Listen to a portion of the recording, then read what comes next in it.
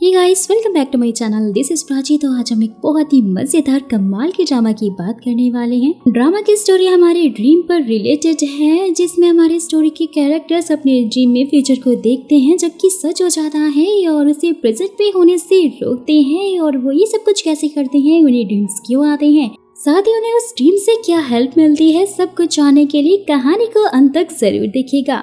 तो story start करने से पहले अपने कैरेक्टर्स के बारे में जान लेते हैं, जिसमें हमारी फीमेल लीड का नाम होंग जो है वो एक रिपोर्टर है जिसे अपनी जॉब को ज्यादा ही पसंद है और उसकी माँ एक रेस्टोरेंट चलाती है जिसे कि अक्सर ड्रीम्स आते रहते हैं जिसमें उसे फ्यूचर दिखाई देता है जो कि कभी ना कभी सच हो ही जाता है, लेकिन वो उन ड्रीम्स को बदल नहीं सकती। सो अब बात करते हैं मेन लीड जुंग जाए चुआन की, जो कि एक प्रोसिक्यूटर है और उसे अपने छोटे भाई सैम के साथ में रहना पड़ता है। यहाँ तक कि उसे भी ड्रीम्स आते हैं, वो भी फ्यूचर के, लेकिन उसे ड्रीम हॉन्जो से मिलने के बाद आना स्टार्ट होते हैं। हैरानी की बात तो ये होती है कि जाए चुआन उन सारे ड्रीम्स को बदल सकता है। फिर हम मिलते हैं सेकंड मेन लीड हान बो ताक से, जो कि एक पुलिस ऑफिसर है और उसे भी सपने आते हैं जो कि उसे जाए चुआन से मिलने के बाद आना शुरू हुए। सो आखिरकार सारे मेन कैरेक्टर्स आपस में कैसे रिलेटेड हैं, क्या इनकी स्टोरी होने वाली है, कौन कौन से राज खुलने वाले हैं, जानने के लिए स्टोरी में आगे बढ़ते हैं।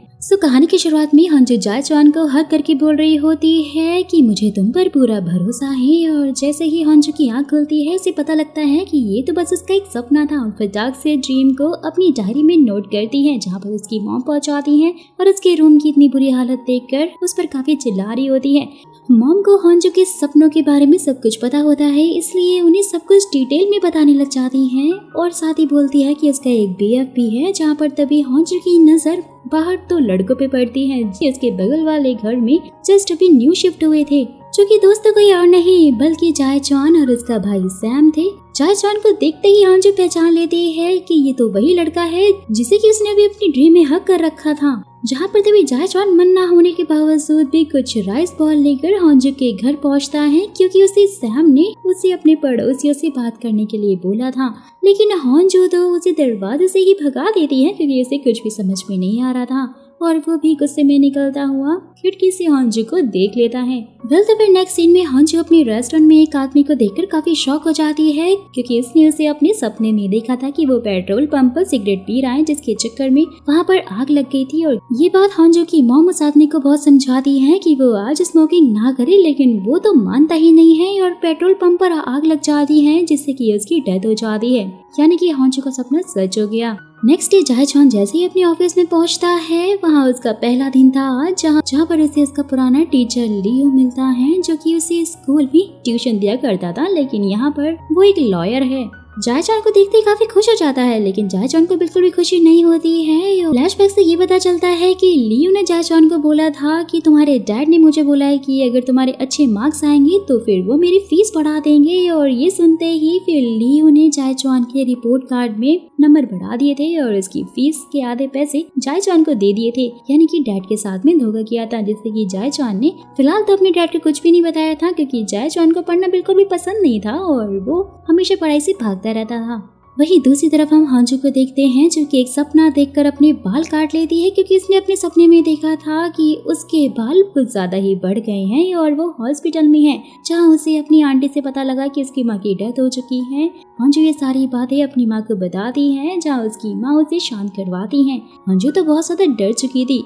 नेक्स्ट सीन में जाए चुआन अपनी न्यू कार के साथ में एक रेस्टोरेंट के बाहर सेल्फी ले रहा होता है कि तभी वहाँ लियो अपनी गर्लफ्रेंड के साथ पहुंच जाता है, क्योंकि उस दिन 14 फरवरी था और लियो की गर्लफ्रेंड को देखकर जाए चुआन तो काफी शॉक हो जाता है, क्योंकि दोस्तों को कोई और नहीं बल्कि हॉन्जो ही थी। हॉन्जो को डिनर के टाइम पर अपनी मॉम की काफी चिंता हो रही होती है, क्योंकि उनका फोन जो नहीं लग रहा था और वो अपने सपने को लेकर बहुत ज्यादा परेशान भी थी और वहाँ से जा रही होती है। लियो भी फिर उसके साथ में जाने लग जाता है और वही हॉन्जो की माँ को एक आदमी आकर उनका फोन देता है, क्योंकि वो अपना फोन रेस्टोरेंट में ही भूल आई थी। तो फिर लियो जल्दी जल्दी में उसी आदमी को अपनी कार से ठोकर मार के उड़ा देता है, जिससे कि उसकी डेथ हो जाती है और उन दोनों को भी काफी चोट लग गई थी। नेक्स्ट सीन में हॉन्जो हॉस्पिटल में होती है जहाँ उसके बाल लंबे हो गए होते हैं और इसे उसकी आंटी से पता लगता है कि उसकी मॉम की डेथ हो गई है बहुत ज्यादा काम करने की वजह से, क्योंकि भाई हॉन्जो तो पिछले 10 महीने से कोमा में थी और उसकी केयर करने के चक्कर में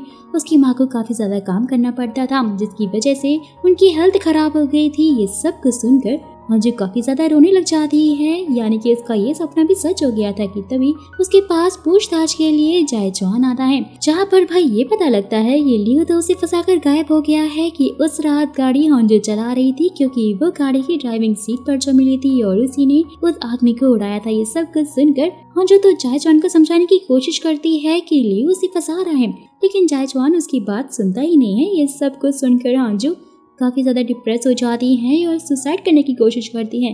जाए चौहान भी उसे रोकने की काफी कोशिश कर रहा होता है, लेकिन हॉन्जो हॉस्पिटल की छत से कूद जाती है और तभी अचानक से जाए चौहान घबरा कर उठता है, जहाँ कहीं से पता लगता है कि ये सब कुछ अभी जो कुछ भी उसने देखा वो सब कुछ उसका सपना था, जिसे देखते ही वो तो काफी ज्यादा शॉक हो जाता है, क्योंकि पहले उसे कभी इस तरह के सपने नहीं आए थे।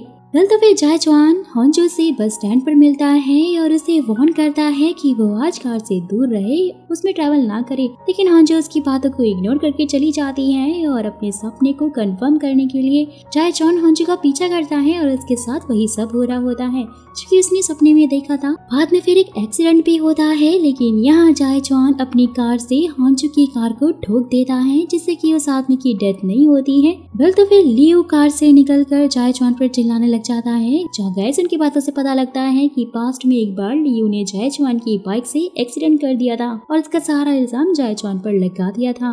जाए चौहान की डैड ने भी सब कुछ सच मानकर जाए चौहान पर काफी गुस्सा हुए थे। फिर तो सीन शिफ्ट होता है और प्रेजेंट में आता है। जाए चौहान अपने सारे सपने लियो के सामने बक देता है। जो कुछ भी लियो ने उसके सपने में किया था, तो लियो को तो कुछ भी समझ में नहीं आ रहा होता है कि आखिर ये लड़का कहना क्या चाहता है। कि तभी जाए चौहान अपने मन में बोलने लग जाता है कि उसने अपने सपने को तो बदल दिया, लेकिन कोई इस पे ट्रस्ट क्यों करेगा। कि तभी हॉन्जो आकर उसे हक कर लेती है, बोलती है कि वो उस पर यकीन करती है, जिससे कि दोस्तों हॉन्जो का सपना भी सच हो जाता है। वेल तो उसके बाद वहाँ पुलिस और एम्बुलेंस दोनों पहुँच जाते हैं। हॉन्जो और जाए चौहान हॉस्पिटल जाने लग जाते हैं, जहाँ पर हॉन्जो आज काफी खुश होती है क्योंकि उसका सपना जो बदल गया था, यानी कि उसकी माँ की डेथ अब नहीं होगी, वो उसके साथ ही रहेंगी। और उसके बाद हॉन्जो सारी की सारी बातें जाकर जाए चौहान को बता दी है कि उसे भी ऐसे ही सपने आते हैं, लेकिन वो उसे चेंज नहीं कर सकती, बट तुम चेंज कर सकते हो। इस सब कुछ सुनकर जाए चौहान तो काफी हैरान हो जाता है कि आखिरकार ये सब कुछ चल क्या रहा है। नेक्स्ट सीन में एक फेमस पियानिस्ट सोहा को दिखाया जाता है, जहां उसकी माँ अचानक से बेहोश हो गई थी। कि तभी एक रिपोर्टर उन्हें उठा रहा होता है और उसका सारा शक उसके हस्बैंड पर जाता है, क्योंकि उनका हस्बैंड उन्हें बहुत ज्यादा मारा करता था। कि तभी वो पुलिस को कॉल करके वहाँ पर बुला लेता है और पुलिस उसे पकड़ कर ले जाती है और सोहा की माँ को हॉस्पिटल एडमिट करवा दिया जाता है। उसके बाद सैम सोहा के पास आता है, क्योंकि वो दोनों एक ही स्कूल से जो पढ़े हुए थे। फिर तो फिर नेक्स्ट डे हॉन्जो जाए चौहान का पीछा करने लग जाती है और उसे बताती है कि उसने आज सपने में जाए चौहान को देखा, जो कि स्टेशन पर उतरने के बाद जाए चौहान उसे समझाता है कि वो अपने सपने को एक्सेप्ट नहीं कर सकता, क्योंकि उसे लगता है कि अगर कोई गलत सपना वो नहीं बदल पाया तो उसे काफी ज्यादा रिग्रेट होगा, और इसीलिए अच्छा तो यही होगा कि तुम भी मेरी तरह अपने सपनों की चिंता करना छोड़ दो या फिर उनको बदलने के लिए किसी और को ढूंढ लो। ये बोलकर जाए चौहान वहाँ से जाने लग जाता है। ये सुनते ही हॉन्जो तो काफी उदास हो जाती है और याद कर रही होती है कि पास्ट में वो अपने डैड को एक दिन काम पर जाने से मना कर रही थी, क्योंकि उसने सपने में पहले ही देख लिया था कि जिस बस को हॉन्जो के डैड चलाते हैं उसी में एक टेररिस्ट ने बम प्लांट कर दिया है, जिसके कारण ही इसके डैड की डेथ होगी। और जब हॉन्जो इस बारे में अपने डैड को बताती है, वो तो उस पर यकीन ही नहीं करती और वहाँ से चले जाते हैं। उसका सपना सच हो जाता है, उसकी डैड की डेथ हो जाती है। वहीं दूसरी तरफ सोहा के डैड को दिखाया जाता है, जो कि बेल पर बाहर आए थे और लियो उनका केस संभाल रहा था। उसके बाद हॉन्जो लियो से ब्रेकअप कर लेती है, क्योंकि जाए चौहान के सपने को सुनने के बाद उसे पता लग गया था कि वो आदमी उसके लिए बिल्कुल भी सही नहीं है। नेक्स्ट डे जब हॉन्जो उठती है तो काफी ज्यादा परेशान होती है, क्योंकि उसने काफी बुरा सपना देखा था। वो अपने सपने को नोट कर रही होती है कि सैम अपने भाई की वजह से खूनी बन जाएगा, लेकिन फिलहाल हॉन्जो को नहीं पता था कि आखिर सैम है कौन। और वहीं सैम सोहा से जाकर मिलता है, जहाँ उनकी बातों से पता लगता है कि सोहा के डैड उसकी माँ को बहुत ज्यादा मारते थे और इसीलिए वो उन्हें मारने की कोशिश करने वाली थी। तो सैम उसे समझाने की कोशिश करता है कि वो सब कुछ कानून पर छोड़ दे, वो सब संभाल लेंगे। तो सोहा उसे बताती है कि उसके डैड बहुत ज्यादा रिच हैं और इसलिए वो लॉयर्स को खरीद भी सकते हैं और हमेशा ही ऐसे वो बच जाते हैं। वहीं दूसरी तरफ लियो ने भी सोहा की माँ की हेल्थ रिपोर्ट चेक करवा के उस केस को बंद करवा दिया था और जाए चुआन को लियो पर शक होता है तो सोहा की माँ से वो बात करता है, लेकिन सोहा की माँ अपने हस्बैंड से बहुत ज्यादा डरती थी, इसलिए उन्होंने केस वापस ले लिया था। फिर तो उसके बाद जाए चुआन काम करते करते हुए सो जाता है और जब उसकी आंख खुलती है तो सैम को कॉल करके स्कूल से सीधा घर आने के लिए कहता है, क्योंकि उसने सपने में देखा था कि किसी क्राइम के केस में सैम को पुलिस लेकर जा रही है, जहाँ पर हॉन्जू भी थी। जाए चुआन फिर हॉन्जू को आकर अपने सपने के बारे में बताता है। जब हॉन्जू को पता लगता है कि सैम जाए चुआन का भाई है तो वो उसे अपने सपने के बारे में सब बता देती है। वहीं दूसरी तरफ जैसे ही सोहा को मालूम चलता है कि उसकी मॉम का केस बंद हो गया है, वो तो जहर खरीदने के लिए पहुंच जाती है कि तभी सैम आता है और यहाँ ये पता लगता है कि उसकी माँ का केस जाए चुआन संभाल रहा था और उसने ये केस को बंद कर दिया है। तो सैम को काफी गुस्सा आता है और वहीं हॉन्जू अपने सपने के बारे में जाए चुआन को बता रही थी कि उसने एक आदमी को एक औरत को पीटते हुए देखा था, जहाँ पर तभी सैम आकर उसे रोकने की कोशिश करता है, जिसकी वजह से वो आदमी बालकनी से गिरकर मर जाता है और उस जगह पर एक पियानो भी रखा हुआ था। ये सब कुछ सुनकर जाए चुआन समझ आता है कि वह कोई और नहीं बल्कि सोहा की ही बात कर रहे हैं, तो हॉन्जू को लेकर फटाक से उसके घर जाने लग जाता है। नेक्स्ट सीन में फिर हम उसी आदमी को देखते हैं जिसको मरने से जाए चुआन ने बचाया था और वो कोई और नहीं दोस्तों, वो ताक होता है और वो अपने सपने में एक आदमी को मरते हुए देखता है और जाए चुआन भी वहीं पर था, जिसे देखकर वो ताक पहचान लेता है कि उसने ही उसकी जान बचाई थी। जाए चुआन को भागते हुए देखकर वो उसके पीछे जाने लग जाता है और वहीं हॉन्जू भी बिल्डिंग में पहुंचकर फायर अलार्म बजाकर सबको बाहर निकाल देती है और जाए चुआन सैम को लेकर बाहर आता है और वहीं सोहा की माँ उसके डैड से डाइवोर्स की बात कर रही होती है, तो उसके डैड तो और ज्यादा गुस्सा होने लग जाते हैं और फायर अलार्म सुनकर वो भी बाहर निकल आते हैं, जिससे कि जो कुछ भी वहाँ होने वाला था ना वो सब कुछ बदल जाता है। तो उसके बाद फिर बिल्डिंग के लोग हॉन्जू पर काफी गुस्सा होने लग जाते हैं कि उसने बिना फायर के फायर अलार्म क्यों बजाया, कि तभी वो ताक आकर उसे बचा लेता है कि उसे भी फायर का अंदाजा लग गया था। तो वहीं सैम जाए चुआन से गुस्सा होकर वहाँ से चला जाता है कि वो सोहा की माँ का केस नहीं लड़ रहा है। उसके बाद मंजू सोहा और उसकी माँ को अपने घर में लेकर आती हैं, क्योंकि उसे लग रहा था कि सोहा की डैड फिर से गुस्सा ना हो जाए और इसमें वो ताक भी उनकी पूरी हेल्प करता है और वो उन लोगों को घर तक छोड़ देता है। साथ ही रास्ते में वो ताक हॉन्जू को बताता है कि वो वही आदमी है जिसका उसकी कार से एक्सीडेंट होने वाला था, तो हॉन्जू भी उसे पहचान जाती है। और नेक्स्ट सीन में जाए चुआन फिर पास का सीन याद करता है, जब उसके डैड को रिपोर्ट कार्ड वाली बात पता चली थी तो वो तो उससे माफी मांगने लगते हैं। उन्हें उससे इतनी ज्यादा उम्मीदें नहीं रखनी चाहिए थी, वो तो बस उसकी अच्छी लाइफ चाहते थे। और ये सब कुछ सुनकर जाए चुआन तो रोने ही लगा था। तो फिर नेक्स्ट डे हॉन्जू एक सपना देखकर उठ जाती है, जिसमें वो जाए चुआन को बस किस करने वाली थी और उसके बाद वो देखती है कि सोहा और उसकी माँ ने उसके लिए ब्रेकफास्ट रेडी किया हुआ है। जाए चुआन भी वही ब्रेकफास्ट बनाने का ट्राई कर रहा होता है, लेकिन उसे तो कुछ भी नहीं बनता है, जिसकी वजह से सर पर चोट लग जाती है। जाए चुआन सैम को ब्रेकफास्ट करने के लिए कहता है, लेकिन वो तो उसे इग्नोर करके चला जाता क्योंकि वो उससे नाराज था। जैसे ही फिर वो हॉन्जू से मिलता है तो हॉन्जू उसकी चोट पर मेडिसिन लगा देती है और सोहा की माँ का केस फिर से ओपन करने के लिए बोलती है, लेकिन जाए चुआन साफ इनकार कर देता है क्योंकि उसे अपनी नौकरी जाने का डर जो था। हॉन्जू तो फिर उसे वही पागल बना देती है कि उसने अपने सपने में एक लॉटरी के नंबर देखे थे जिसका प्राइस 2.8 मिलियन था। ये सुनते ही जाए चुआन ऑफिस में सबसे लड़कर वो केस फिर से ओपन करवा लेता है, क्योंकि उसे लग रहा था कि अगर नौकरी गई तो लॉटरी के पैसों से जैसे तैसे करके लाइफ तो वो काट ही लेगा। लेकिन जब वो हॉन्जू के पास वापस आता है तो उसे पता लगता है कि वो सब झूठ था। वो काफी शॉक हो जाता है कि पता नहीं अब उसका क्या होगा। वहीं फ्लैशबैक से पता चलता है कि जब जाए चुआन अपने डैड के साथ में मार्केट में था तब उन्होंने वही टेररिस्ट देखा था जो कि ब्लास्ट करने वाला था, जिसे रोकने की वजह से ही जाए चुआन के डैड की डेथ हो गई थी। नेक्स्ट सीन में वो ताक जाए चुआन से आकर मिलता है और उसे सब कुछ बताता है और अपनी जान बचाने के लिए वो जाए चुआन को ट्रीट के लिए हॉन्जू के रेस्टोरेंट लेकर आता है, जहाँ पर कैसे पता लगता है कि वो ताक ने एक सपना देखा था कि वो अपने सीनियर के साथ जाए चुआन से मिला था, उनके साथ ही वो रेस्टोरेंट भी आया था। लेकिन वो ताक ने तो अपना सपना ही बदल दिया और वो जाए चुआन के साथ में रेस्टोरेंट आया है। उसके बाद वो थोड़ा परेशान हो जाता है क्योंकि उसने अपने सपने में कुछ ऐसा देखा था जिसे वो रोकना चाहता था। वूताक के सपने के हिसाब से लियो ने सोहा की माँ से कुछ कहा था, जिसकी वजह से ही सोहा खुद को मारने लगती है और इसे रोकने के चक्कर में हॉन्जू को चोट लग जाती है। जहाँ पर तभी लियो आकर सोहा की माँ को बताता है कि अगर उसके हस्बैंड का ट्रायल हुआ तो आपको अपनी प्रॉपर्टी में से वो कुछ नहीं देंगे और इससे सोहा की पढ़ाई भी पूरी नहीं हो पाएगी। ये सब कुछ सुनकर सोहा तो बहुत ज्यादा गुस्सा हो जाती है और वो कुछ करने ही वाली होती है कि तभी जायचॉन टेबल पर जोर से मारता है और सोहा की माँ से आकर बोलता है कि वो उनका केस अब अच्छे से लड़ेगा और साथ ही उनके हस्बैंड को सजा दिलवा कर रहेगा। वेल तो ये सुनते ही सोहा और उसकी माँ को बहुत ज्यादा खुशी होती है। साथ ही सैम भी बहुत खुश हो जाता है कि जायचॉन फिर से केस लड़ने वाला है। नेक्स्ट सीन में जायचॉन वूताक और हॉन्जू के साथ में कहीं बाहर जाता है, जहाँ पर वूताक उन दोनों को बता रहा होता है कि उसे सपने आते हैं जो कि सच भी हो जाते हैं। ये सुनते ही जायचॉन भी फिर उसे बताता है कि उन दोनों को भी ऐसे ही सपने आते हैं और अब वो तीनों ही सोच में पड़ जाते हैं कि आखिरकार उनके साथ ये सब कुछ हो क्यों रहा है। वेल तो उसके बाद जायचॉन हॉन्जू को घर छोड़कर अपने ऑफिस जाकर केस पर काम करने लग जाता है और फिर कुछ दिन लगातार केस की इन्वेस्टिगेशन करता है, जिसकी वजह से वो काफी ज्यादा थक चुका था। और फिर एक दिन जायचॉन बस में ऑफिस जाते टाइम बस में ही सो जाता है कि तभी हॉन्जू आकर उस गजर अपने कंधे पर रख लेती है और जब जायचॉन की आंख खुलती है तो हॉन्जू को देखकर काफी हैरान हो जाता है। वेल तो बस से उतरकर जायचॉन उसे सपने के बारे में पूछता है, लेकिन वो उसे कुछ भी नहीं बताती क्योंकि उसने सपने में देखा था कि सोहा के डैड छूट गए हैं, जिससे कि जायचॉन तो डिप्रेस हो जाता है। वेल तो फिर नेक्स्ट सीन में वूताक हॉन्जू के रेस्टोरेंट में आता है, जहाँ हॉन्जू को देखकर वो बोल रहा होता है कि आज जायचॉन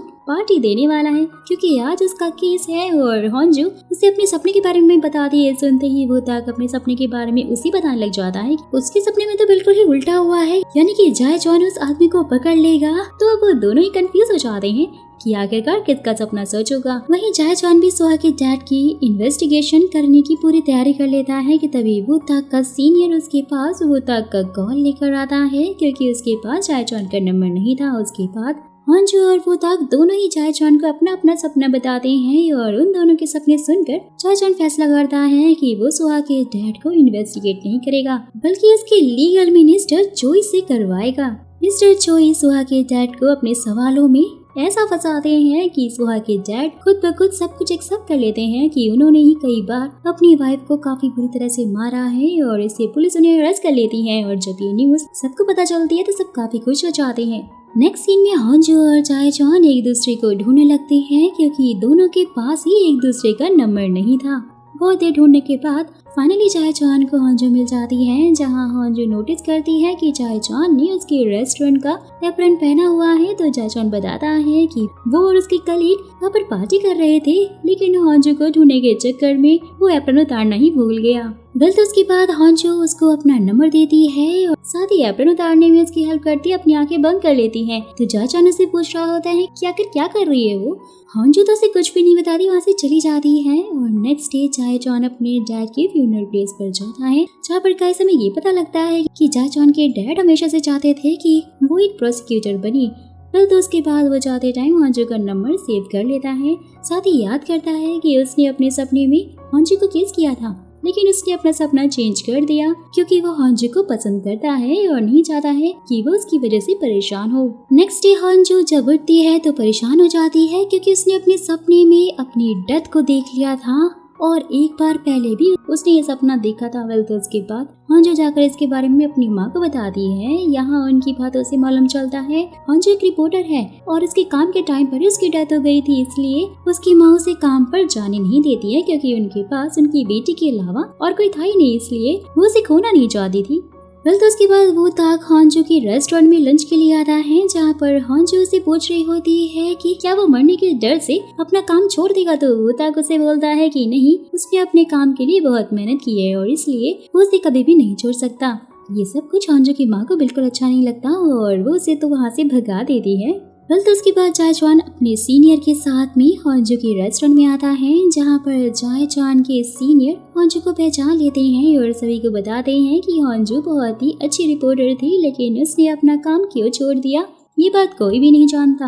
नेक्स्ट सीन में हॉन्जू उदास बैठी हुई होती है क्योंकि उसे अपने काम पर वापस जाना था, लेकिन माँ तो रेडी ही नहीं थी। तभी वो सोच रही होती है कि जाचान और वुताक की तरह वो भी सपने चेंज कर सकती अगर वो कोशिश करे तो। जिसके बाद ही वो एक सपने को याद करती है जो कि उसने कुछ दिन पहले देखा था, जिसमें कि यूनिवर्सिटी में फायर वर्क्स जलाते टाइम एक लड़के की बॉडी में आग लग गई थी। वहीं जायचवान भी अपने सपने में हॉन्जू को कुछ लड़कों से पिटते हुए देख लेता है और वहीं वुताक अपने सपने में देखता है कि कुछ लड़के आकर जायचवान को मार रहे हैं और सभी के सपने उसी यूनिवर्सिटी को लेकर थे दोस्तों।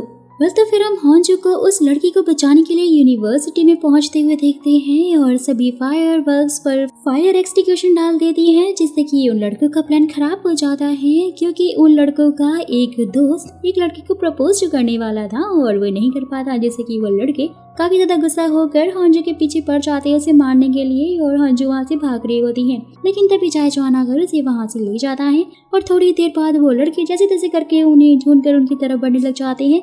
लेकिन तभी वुताक वहाँ पर आ जाता है जो ही वहाँ पर पुलिस को ले आया था। पुलिस को देखते ही वो तो वहाँ से भागी जाते हैं और फिर इसी तरह से वो तीनों ही अपने सपने को चेंज कर लेते हैं। वहीं दूसरी तरफ हम एक आदमी को रोते हुए देखते हैं क्योंकि उसका काफी बुरा एक्सीडेंट हो गया था जिसमें उसके भाई की डेथ हो गई थी।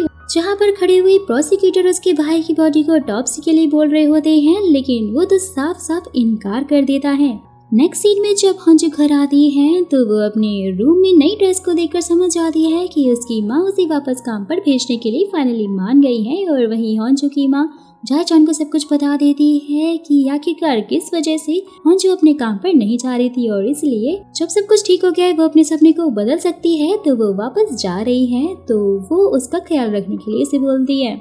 नेक्स्ट डे हॉन्जू ऑफिस के लिए निकलती है, लेकिन वो काफी ज्यादा नर्वस होती है और इसलिए रोड क्रॉस नहीं कर पा रही होती कि तभी जायचवान आकर उसका हाथ पकड़कर रोड क्रॉस करवाता है और उसे ऑफिस तक छोड़ता है। ये देखकर हॉन्जू तो काफी ज्यादा इमोशनल हो जाती है, सीधा ही उसे हक कर लेती है। जिसके बाद ऑफिस का स्टाफ हॉन्जू को वहाँ देखकर काफी खुश हो रहा होता है और इस बार हॉन्जू ये डिसाइड करती है कि वो बिल्कुल भी नहीं डरेगी, चाहे कुछ भी क्यों ना हो जाए। और वहीं हम ली को देखते हैं दोस्तों, जिसने कि एटीएम से बहुत सारे पैसे निकाले होते हैं और वहीं ली की बहन के पास पुलिस वाले ली को अरेस्ट करने के लिए आते हैं।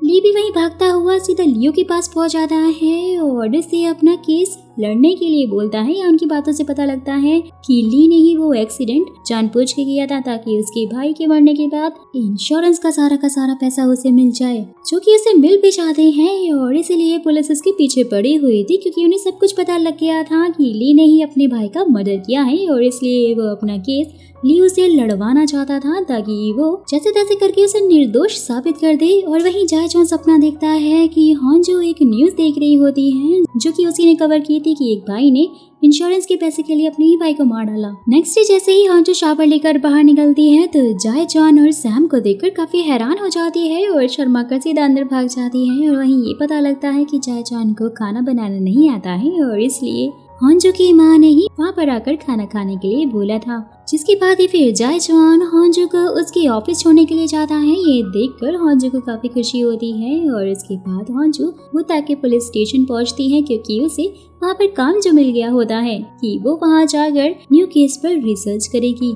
वुताक उसे वहाँ पर देखकर काफी ज्यादा हैरान हो जाता है। हॉन्जू भी फिर उसे बताती है कि वो एक रिपोर्टर है और हॉन्जू वुताक से बात कर रही होती है कि तभी उसके बॉस कॉल करके किसी केस के बारे में उसे पूछते हैं तो वो उन्हें बताती है सीरियल किलर के बारे में पता लगा है जो कि अब तक 100 से ज्यादा बिल्लियों को काफी बुरी तरह से मार चुका है। बॉस तो फिर उसे उसी केस पर काम करने के लिए पहले कहते हैं और वहीं जायचवान अपनी टीम के साथ में ली के केस पर काम कर रहा होता है। उसके बाद जायचवान अपने सपने में देखता है कि ली हॉन्जू को ढूंढ रहा है, जहाँ हॉन्जू एक लड़की के साथ में छिपी हुई है और ली के हाथों में खून लगा हुआ था। सपने को देखते ही जायचवान काफी परेशान हो जाता है और उसके बाद जायचवान हॉन्जू से मिलकर सबको बताता है। साथ ही उसे बोलता है कि अगर वो परेशानी में हो तो वो कुछ ऐसा न है कि वो समझ जाए कि वो कहाँ है। नेक्स्ट सीन में ली का ट्रायल लिया जाता है जहाँ पर ली सबके सामने उसे नॉट गिल्टी प्रूव कर देता है, जिसकी वजह से वो रिहा हो जाता है। और वहीं ये सब कुछ जाने के बाद जायचवान परेशान हो जाता है कि ली तो छूट गया है। वुताक भी वहीं हॉन्जू से बात कर रहा होता है और बोलता है कि उसे कुछ लोगों से पता लगा है कि उन्होंने एक आदमी को कैट्स को खाना खिलाते हुए देखा है। तो हॉन्जू फटाक से याद करती है कि उसने भी उसी आदमी को देखा था। दोनों फिर भागते हुए इस जगह पर पहुंच जाते हैं जहाँ वो लोग देखते हैं कि वो ली की बहन का रेस्टोरेंट था। ली भी वहीं पर होता है। वो ताक हॉन्जू को बाहर रुकने का बोलकर सीधा अंदर पहुंच जाता है और उसकी बहन को रोता हुआ देखकर उसके पास जाने लग जाता है कि तभी ली वो ताक को चाकू मारकर काफी बुरी तरह से घायल कर देता है। ये देखकर हॉन्जू भी फिर जल्दी से उस लड़की को लेकर वहाँ से भागकर कहीं जाकर छुप जाती है और ली उनके पीछे जाने लग जाता है।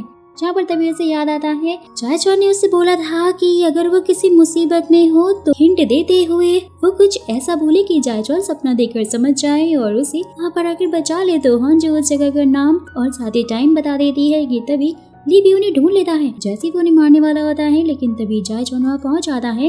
वो ताक का सीनियर भी फटाक से एम्बुलेंस को कॉल करके उसे हॉस्पिटल भिजवा देता है और वहीं जायचॉन ली से फाइट कर रहा होता है लेकिन ऑफिसर्स ली को जैसे तैसे पकड़ कर ले जाते हैं। हॉन्जू भी जायचॉन को वहीं पर हक करके काफी रो रही होती है और नेक्स्ट डे वो ताक को हॉस्पिटल में हो जाता है जो कि बिल्कुल ही ठीक होता है दोस्तों। तो उसके बाद जायचॉन कोर्ट में ली को गिल्टी प्रूफ करके फाइनली जेल करवा देता है जिससे कि सभी उसके काम से काफी ज्यादा खुश हो जाते हैं। नेक्स्ट सीन में हॉन्जू उदास होकर पार्क में घूम रही होती है कि तभी जायचॉन उसको कॉल करके मिलने के लिए बुलाता है लेकिन हॉन्जू उसे झूठ बोलने लग जाती है कि वो अभी पुलिस स्टेशन में है और उससे नहीं मिल सकती। लेकिन वो जायचॉन को खुद के सामने देखकर काफी ज्यादा हैरान हो जाती है। जायचॉन बोलता है कि उसने उसे अपने सपने में रोते हुए देखा था, वो भी सेम इसी जगह पर, इसलिए वो यहाँ पर पहुँच गया है। ये सुनते ही हॉन्जू थोड़ी देर में रोने ही लग जाती है क्योंकि उसे लग रहा था कि फूता के साथ जो कुछ भी हुआ था वो सारी की सारी गलती उसकी ही थी। जायचॉन उसे समझाता है कि इसमें उसकी कोई भी गलती नहीं है और उसे तो ये बात मालूम ही नहीं थी कि ऐसा कुछ हो जाएगा। कि तभी जायचॉन याद करता है जब उसके डैड उसे बहुत ज्यादा नाराज हो गए थे तो वो एक जगह बैठकर रो रहा था कि तभी उसके डैड के कलीग ने उसको आकर वहाँ पर सेम ऐसे ही समझाया था और इसका मूड पूरी तरह से ठीक हो गया था। ये सब कुछ सुनकर हॉन्जू को अच्छा फील होने लग जाता है और उसके कंधे पर वो सर रख लेती है। फिर तो वहीं एक इंटरनेट ठीक करने वाले आदमी सॉन्ग को हम देखते हैं जो कि सेरा नाम की लड़की के घर पर इंटरनेट ठीक करने के लिए जाने लग जाता है। तो उसकी मेट सॉन्ग को कुछ बॉक्सेस बाहर रखने के लिए कहती है और वो उन्हें रख भी देता है। वहीं दूसरी तरफ वो तक हॉस्पिटल से डिस्चार्ज हो जाता है और हॉन्जू से उसके घर रुकने के लिए पूछता है क्योंकि डॉक्टर ने फिलहाल के लिए उसे घर पर आराम करने के लिए कहा था और उसके पेरेंट्स का घर काफी ज्यादा दूर था तो इसलिए हॉन्जू भी मान जाती है। लेकिन जायचॉन को ये बिल्कुल ठीक नहीं लग रहा होता है और उसे जेलसी हो रही होती है। तो उसके बाद वो तक हॉन्जू और उसकी माँ के साथ में बैठकर खाना खा रहा होता है कि तभी उसे कुछ और चीज खाने का मन करता है। वो जायचॉन को फोन करके वो चीज लाने के लिए कहता है। जैसे ही जायचॉन मार्केट जा रहा होता है तो हॉन्जू भी उसके साथ जाती है क्योंकि वो तक को और भी बहुत सारी चीजें खानी थी। और जब वो दोनों ही मार्केट में होते हैं तो वो तक हॉन्जू को कॉल करके सारा सामान बता रहा होता है जिसे जायचॉन को बहुत ज्यादा जेलसी होती है। मार्केट से वापस जाते टाइम जायचॉन कार में हॉन्जू को किस करने की कोशिश करता है लेकिन वो कर ही नहीं पाता है और वो दोनों ही घर पहुंच जाते हैं। तब हॉन्जू जायचॉन को फाइनली किस कर लेती है क्योंकि उसे लगता है कि वो कार में यही करना चाहता था। लेकिन जायचॉन फिर से उसे इस बारे में कुछ नहीं बोलता है। हॉन्जू वहाँ से शर्मा कर भाग जाती है। वो तक ने भी उन्हें अंदर कैमरे में देख लिया होता है तो उसे सब कुछ अच्छा नहीं लग रहा होता है क्योंकि वो भी हॉन्जू को काफी पसंद जो करने लग गया था, यानी कि भैया इधर तो लव ट्रायंगल बनने वाला है। तो उसके बाद हॉन्जू और जायचॉन दोनों ही अपने अपने घर आकर शाय फील कर रहे होते हैं कि तभी सैम आकर जायचॉन से बोलता है कि उस आदमी ने फिर से पैसे भेजे हैं। कि तभी जायचॉन एक फ्लैशबैक याद करता है बचपन में वो हॉन्जू से मिला था क्योंकि उन दोनों के डैड की डेथ एक ही दिन पर हुई थी। लेकिन जायचॉन तो हॉन्जू को लड़का समझ रहा था उस टाइम पर क्योंकि उसने ड्रेस कुछ वैसी ही पहनी थी और उसे कहा था कि वो उनका लड़का है। और वो दोनों रिपोर्टर से छुपकर एक जगह पर बैठे हुए थे कि तभी उनके पास जायचॉन के डैड के वही कलीग आते हैं और यहाँ पर उनकी बातों से मालूम चलता है कि जिस आदमी की वजह से उन दोनों के ही डैड की डेथ हुई थी वो उस कलीग का छोटा भाई था और इसलिए वो उन दोनों से माफी मांगने लग जाता है। जिसे सुनते ही जायचॉन तो काफी गुस्सा हो जाता है और रो रहा होता है। सीन शिफ्ट होता है प्रेजेंट में। दिखाया जाता है कि वही कलीग उन्हें हमेशा पैसे भेजता रहता था लेकिन जायचॉन ने कभी भी उन पैसों का इस्तेमाल नहीं किया था और हमेशा ही वो उन्हें संभाल कर रख लेता था ताकि वो उस पैसों को वापस कर सके।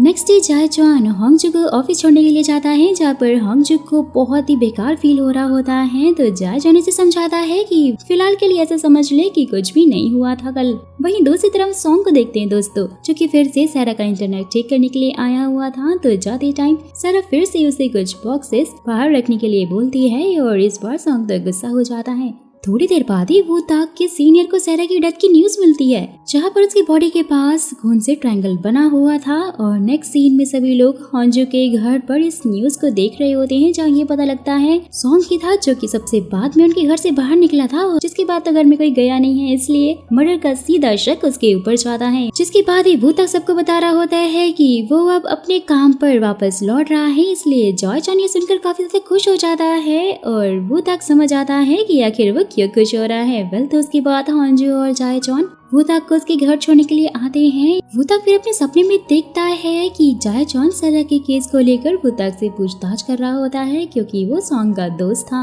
हॉन्जो फिर वो ताक को कॉल करके उसकी हालचाल पूछती है, साथ ही उसे बताती है कि उसने सपने में देखा कि सॉन्ग उसके घर पर पहुंचा हुआ है, जहाँ पर वो ताक तो उसे साफ मना करते ही फोन को काट देता है कि वो सॉन्ग को जानता भी नहीं है। लेकिन दोस्तों बाद में हम देखते हैं कि सॉन्ग सच में वो ताक के सामने ही बैठा हुआ होता है, और वहीं हॉन्जो को वो ताक की चिंता हो रही होती है, इसलिए वो तो सीधा उसके घर के लिए निकल जाती है। सॉन्ग और वो ताक आपस में बात कर रहे होते हैं, जहाँ उनकी बातों से मालूम चलता है कि सॉन्ग ने मर्डर नहीं किया है, और इसलिए वो ताक उसे सरेंडर करने के लिए कहता है। जहाँ ये सुनते ही सॉन्ग काफी गुस्सा हो जाता है और बोलने लग जाता है कि वो ताक का सीक्रेट वो सबको बता देगा, क्योंकि वो उसकी हेल्प नहीं कर रहा था। लेकिन सॉन्ग किसी को कुछ भी नहीं बताता है और खुद को सरेंडर कर देता है फाइनली। फिर तो उसके बाद हॉन्जो भी वहाँ पर पहुंच जाती है, तो वो ताक उसे घर छोड़ने के लिए जाता है, जहाँ हॉन्जो उसे अपना पूरा सपना बता रही होती है। तो वो ताक बोलता है कि हाँ सेम ऐसा ही हुआ था जैसा कि तुमने अपने सपने में देखा था। जॉय चॉन भी अपने सपने में वो ताक और हॉन्जो को हक करते हुए देखता है और काफी ज्यादा गुस्सा हो जाता है, और उसे जलन भी होने लग जाती है कि तभी उसकी नजर बाहर पड़ती है, जहाँ वो ताक हॉन्जो को घर छोड़कर हॉन्जो को हक करने वाला होता है कि तभी जॉय चॉन बीच में टपक पड़ता है। और उसके बाद सभी साथ में बैठकर ब्रेकफास्ट करते हुए न्यूज देखते हैं, जहाँ पर न्यूज में सॉन्ग को ही दिखाया जा रहा होता है। तो वो ताक भी सभी को बताता है कि सॉन्ग उसका बहुत ही अच्छा दोस्त रहा है बचपन से, और वो तो कभी मर्डर कर ही नहीं सकता, इसलिए वो जॉय चॉन से रिक्वेस्ट करता है कि वो उसे नॉट गिल्टी प्रूव करे। हॉन्जो और जॉय चॉन जब साथ में ऑफिस जाते हैं, तो जॉय चॉन हॉन्जो को अपने सपने के बारे में बताते हुए पूछता है कि वो ताक की साइड आखिर क्यों ले रही है। तो हॉन्जो भी उसे बता देती है कि वो उसकी साइड नहीं ले रही है, बल्कि वो चाहती है कि जॉय चॉन सॉन्ग को जरूर पकड़ेगी। तभी जॉय चॉन को एक फ्लैशबैक याद आता है दोस्तों, जहाँ पर वो कलीग उन दोनों से माफी मांग कर जब वापस जा रहा होता है, तो हॉन्जो और जॉय चॉन भी उसके पीछे जाते हैं कुछ कहने के लिए। और नेक्स्ट सीन में हम देखते हैं कि सारा की मॉम डैड लियो से मिलने के लिए गए हुए थे, क्योंकि सारा का केस तो लियो ही संभाल रहा था। कि वहीं हॉन्जो एक सपना देखती है, जहाँ जॉय चॉन उसके लिए एक रिंग खरीद कर लेकर आता है। वो तो काफी खुश हो जाती है। उसके बाद हम जॉय चॉन को वो ताक को इन्वेस्टिगेशन करते हुए देखते हैं, जहाँ पर वो ताक अपने बयान में बताता है कि सॉन्ग को हाई स्कूल से वो जानता है और वो ऐसा कुछ भी नहीं कर सकता, उसने खून नहीं किया है। हो सकता है कि सारा की डेथ एक एक्सीडेंटल डेथ हो। जॉय चॉन तो उसे क्रॉस क्वेश्चन करने लग जाता है कि अगर ऐसा ही था तो वो पुलिस से क्यों भागा, और वो ट्रायंगल आखिरकार वहाँ पर कैसे बना। तो वो ताक कहता है क्योंकि वो डर गया था। बाकी अगर तुम उसे सच में गलत प्रूफ करना चाहते हो तो तुम्हें अंदाजा नहीं बल्कि सबूत लाने होंगे, क्योंकि फिलहाल तो उसके अगेंस्ट में अभी तक कोई भी सबूत नहीं मिला है, और वो आखिर ऐसा क्यों ही करेगा। तो जॉय चॉन बोलता है क्योंकि सारा उसे बार बार इंटरनेट जो ठीक करवा दी थी, साथ ही उसे कचरा भी बाहर डलवा दी थी, तो शायद उसे गुस्सा आ गया हो और उसने ऐसा किया हो। तो वो ताक बोलता है कि अगर ऐसा ही है फिर तो उसने कचरा फेंका ही क्यों, वो तो सारा को मार कर सारा का सारा कचरा घर में छोड़कर जा सकता था। ये सुनते ही सब सोच में पड़ जाते हैं कि आखिर ऐसा भी हो सकता है। वहीं दूसरी तरफ लियो भी हॉन्जो को बुलाकर सॉन्ग की अगेंस्ट में कुछ सबूत देता है, जिसमें सॉन्ग के लिए कुछ छोटे मोटे क्राइम होते हैं। हॉन्जो रास्ते में जाते हुए फ्लैशबैक याद करती है जब वो और जॉय चॉन कलीग के पीछे पहुंचे थे। देखते हैं कि वो बंदा सुसाइड करने के लिए पानी में चला गया था। तो जॉय चॉन वहाँ पड़ी हुई एक रस्सी से खुद को बांधकर पानी में उसे बचाने के लिए जाने लग जाता है, लेकिन हॉन्जो उसे रोकने की कोशिश करती है, क्योंकि उनके भाई की वजह से उनकी डेथ जो हुई थी। जॉय चॉन ने उसे समझाया था कि इन सब में गलती उसके भाई की थी, ना कि उस कलीग की, क्योंकि वो तो जानते ही नहीं थे कि उनका भाई ऐसा कुछ कर देगा। वेल तो सीन शिफ्ट होता है प्रेजेंट में। जॉय चॉन बस का वेट कर रहा होता है, हॉन्जो उसे लेने के लिए जाती है। उसके बाद दोनों कॉफी पीने के लिए जाते हैं, जहाँ पर जॉय चॉन उसे आज की हुई सारी की सारी इन्वेस्टिगेशन बताते हुए कहता है कि अब भी उसे यही लगता है कि सारा को सॉन्ग ने ही मारा है, क्योंकि सारा की बॉडी के पास जो लाइंस मिली थी कोई भी आदमी उन्हें 13 मिनट तक लगातार नहीं बना सकता है, और इसलिए हमें सॉन्ग को छोड़ना होगा। सब कुछ सुनते ही हांजू तो उदास हो जाती है, तो जाय चान उसे सडनली प्रपोज कर देता है कि वो उसे बहुत ज्यादा लाइक करता है, जिसे सुनते ही हांजू भी काफी खुश हो जाते कि वो भी उसे बहुत पसंद करने लगी थी। फिर तो उसके बाद हांजू अपना काम करते हुए याद कर रही होती है जब जाय चान उस कलीग को बचाने के लिए पानी में चला गया था। हांजू भी रस्सी खींचना बंद कर देती है क्योंकि वो उस कलीग को बचाना नहीं चाहती थी, लेकिन तभी वो जाय चान की बात याद करके उन दोनों को खींचकर बचा लेती है, जहाँ पर दोनों ही सेफली बाहर आ जाते हैं। जाय चान की ऐसी हालत को देखकर हांजू तो रोने ही लग जाती है। जाय चान फिर उसे हग कर लेता है और वहीं लियो काफी गुस्सा होने लग रहा था क्योंकि सॉन्ग के खिलाफ उसे कोई भी सबूत नहीं मिल रहा था और इसलिए उसे छोड़ भी दिया गया था। मीडिया को बुलाकर फिर तो लियो सॉन्ग के खिलाफ जितने भी सबूत उसे मिले थे सारे के सारे लीक करवा देता है, जिसमें उसने छोटे मोटे क्राइम किए हुए होते हैं। और वही हांजू अपने सपने में देखती है कि जाय चान उसे रिंग देने के लिए आ रहा है, लेकिन तभी वहाँ उसे कोई चाकू मारकर भाग जाता है, जिसे देखते ही हांजू काफी बुरी तरह से उठकर रोने लग जाती है और जल्दी से जाय चान के पास जाकर उसको अपना सपना बताती है। तो जाय चान पहले तो उसे शांत करवाता है और साथ ही उसे सपने की डिटेल्स पूछता है ताकि वो उसे चेंज कर सके। तो फिर हांजू और जाय चान जब साथ में सो रहे होते हैं तो सैम उन्हें देखकर अपने रूम में वापस चला जाता है। उसके बाद दोनों फटाक से उठ जाते हैं, तो जाय चान उसे टेंशन ना लेने के लिए कहता है कि तभी हांजू उसे बताती है कि वो उसे बहुत ज्यादा पसंद करती है और ये सुनते ही जाय चान काफी खुश हो जाता है। तो उसके बाद हांजू ब्रेकफास्ट के टाइम पर सभी को बता देती है कि उसके सपने में जाय चान के साथ में जो कुछ भी हुआ था, और साथ ही वो ये भी बताती है कि पहले उसका सपना बिल्कुल नॉर्मल था, लेकिन सॉन्ग के रिहा होने के बाद ही उसका सपना चेंज हो गया। जाय चान के चीफ उसे कॉल करके न्यूज देने के लिए कहते हैं, जहां पर न्यूज पर दिखाया जा रहा होता है कि जाय चान ने केस को काफी अच्छे से इन्वेस्टिगेट नहीं किया था और सैरा का खूनी खुलेआम घूम रहा था। ये सब कुछ लियो की वजह से ही हो रहा है दोस्तों, वो भी उन सबूतों की वजह से जो कि उसने मीडिया में सॉन्ग के अगेंस्ट लीक करवाए थे। तो फिर सभी लोग जाय चान पर सवाल उठाने लग जाते हैं, इसके खिलाफ प्रोटेस्ट भी कर रहे होते हैं और वहीं लोग सॉन्ग को भी काफी भला बुरा कह रहे होते हैं। साथ ही वो लोग तो सैम को भी नहीं छोड़ते हैं और इसे जाय चान के बारे में काफी उटपटांग बोल रहे होते हैं कि वो एक बिल्कुल भी अच्छा प्रोसिक्यूटर नहीं है। तो उसके बाद वो ताक सॉन्ग से मिलने के लिए जाता है, जहाँ पर सॉन्ग अपने रेस्टोरेंट के बाहर लिखे हुए कुछ चीजों को मिटा रहा था जो कि लोगों ने लिखे थे। और वो ताक सॉन्ग की ड्रेस देखकर सोच रहा होता है कि कहीं सॉन्ग ही तो नहीं है जाय चान को मारने वाला, क्योंकि उसने वैसे ही कपड़े पहने हुए थे जैसे कि हांजू के सपने में जाय चान को मारने वाले ने पहने थे। और सॉन्ग काफी गुस्से में भी होता है उस टाइम पर। नेक्स्ट सीन में जाय चान सैरा के केस को फिर से इन्वेस्टिगेट करता है और सैरा की मेड को पूछताछ के लिए बुलाता है, जहां पर उसे पता लगता है कि सैरा बहुत ही अच्छी लड़की थी और वो तो बस अपने घर में लॉन्ड्री का और खाना बनाने का काम ही करती थी। सफाई के लिए सैरा के पास एक रोबोटिक वैक्यूम क्लीनर था, लेकिन ये सब कुछ सुनकर जाय चान भी समझ आता है कि सैरा की डेथ एक्सीडेंटल ही थी और वो लाइंस इसके रोबोट की वजह से ही बनी होंगी। लेकिन जाय चान को वो रोबोट दवा मिलता ही नहीं है और इसलिए वो मिस्टर चोई के साथ में जाकर सैरा के घर के बाहर देखता है और गार्ड से पूछता है, तो गार्ड से ये पता लगता है वो रोबोट तो सैरा की बालकनी से ही नीचे गिरा था और उन्होंने उसे अनजान समझकर इलेक्ट्रॉनिक गार्बेज में डाल दिया। तो फिर इसके बाद जाय चान मिस्टर चोई सीधा इलेक्ट्रॉनिक गार्बेज जाकर वो रोबोट ढूंढ रहे होते हैं, जहां पर उन्हें 3 रोबोट मिलते हैं और उनका टेस्ट करवाने पर जिसमें से एक पर उन्हें सैरा का ब्लड मिल जाता है, जिससे कि ये केस पूरी तरह से क्लियर हो जाता है कि सैरा की डेथ तो एक्सीडेंटल ही थी। जाय चान ये बात वो ताक और हांजू को भी बता देता है, जहाँ पर वो ताक हांजू से सॉन्ग का इंटरव्यू लेने के लिए कहता है, क्योंकि उसे लग रहा था कि सॉन्ग लोगों से कुछ कहना चाहता है और वो भी केस को लेकर। हांजू भी मान जाती है। उसके बाद हम पास का सीन देखते हैं दोस्तों, जहाँ पर जाय चान और कलीग को हॉस्पिटल लेकर जाया जा रहा था। कलीग तो बार बार मरने की जिद कर रहा होता है, जहाँ से हांजू ने बोलकर चली जाती है कि वो चाहती है कि आप जिए, जिसे सुनते ही वो कलीग भी समझ आता है। और इसके बाद जब जाय चान बाहर आता है तो उसे हांजू का एक नोट मिलता है और उसने उसमें लिखा हुआ था कि थैंक यू मेरी इतनी ज्यादा हेल्प करने के लिए, मुझे संभालने के लिए, जिसके ऊपर नाम लिखा हुआ था चेस्टनट।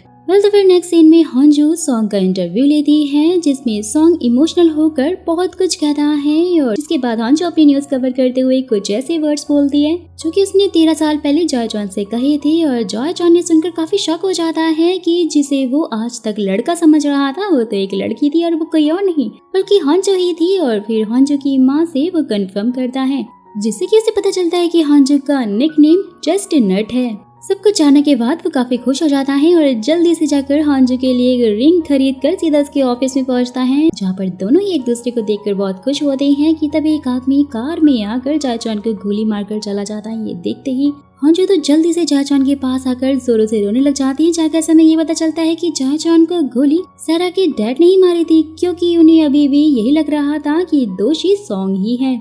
जायचॉन ने सॉन्ग को तो बचा लिया था और इसलिए वो गुस्से में जायचॉन को गोली मार देते हैं और वहीं जायचॉन को हॉस्पिटल एडमिट करवा दिया जाता है। हांजू सैम को संभालती हैं क्योंकि उसे जायचॉन की बहुत ज्यादा चिंता हो रही थी। वेल तो उसके बाद हांजू रोते हुए अपनी माँ से बोल रही होती है कि वो अपना सपना चेंज नहीं कर सकती है, तो जायचॉन को आखिर वो कैसे प्रोटेक्ट कर पाएगी। जहाँ पर तभी वो ताक आकर बताता है कि जायचॉन की सर्जरी बहुत ही अच्छे से सक्सेसफुल हो गई है और वो काफी जल्दी ठीक हो जाएगा। ये सब को सुनते ही हांजू बेहोश हो जाती है, क्योंकि इससे जायचॉन की बहुत ज्यादा टेंशन हो गई थी।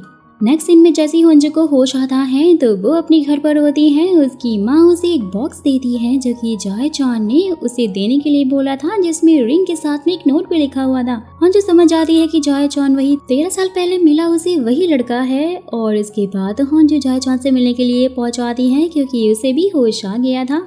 जहाँ पर जायचॉन उससे पूछता है कि क्या उसे रिंग के साथ में वो नोट मिला, सच में क्या उसने उसे पहचान लिया। तो हांजू यहाँ पर झूठ बोल देती है कि शायद हम पहले कभी नहीं मिले थे।